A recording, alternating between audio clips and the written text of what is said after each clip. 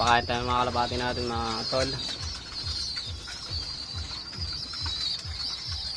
Sunday, pauwian kanina, Tugigaraw.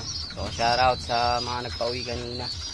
Update ko lang kayo doon sa tracker ni Bachoy. Shoutout sa'yo paring Bachoy.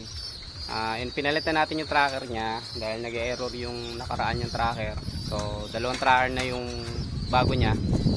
So maganda naman yung naging tracking nung tracker natin. So updated naman yung tracker sa ibon niya. So congrats din kay paring Bachoy. Parang 4th lap na yata nila. So 2 to 3 laps pa bago mag final lap ng summer race nila sa CLRPC. So yung mga kalapatids, at ito na nga yung mga ibon natin. Ayan.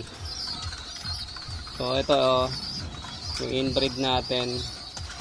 Ayan. Tapos ito pang race natin, panglalaro natin. Ito din, shoutout kay parin Daryl. Ayan. Ano niya yan, linyada niya yan, yung hen. Kasi ito din, pang race natin, yung mga young birds. Yan, mga pang young birds natin sa South, BBCNE. Relax naman sila kumain. So, next week, pwede na natin sila i-separate.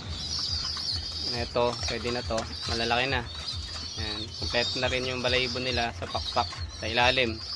So yun yung palatandaan natin pagka pwede na natin silang i-separate.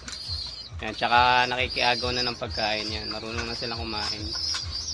Pag nakikita ko ng ganyan, yun, pwede na silang i-separate. Tsaka mitog na rin yung parents niya. Yan. So third clutch na nila yun. Okay. Yan mga kalapatids. Yan, lakas kumain. Ito din, pwede natin itong i-separate. Malaki na din. So yun nga mga kalapatids, in case na gusto nyo subukan yung tracker natin, so PM lang kayo dito sa profile natin, sa Richard Malatic B2 o kaya sa page natin, Judge Kilo. Sa TikTok meron din tayo, then YouTube.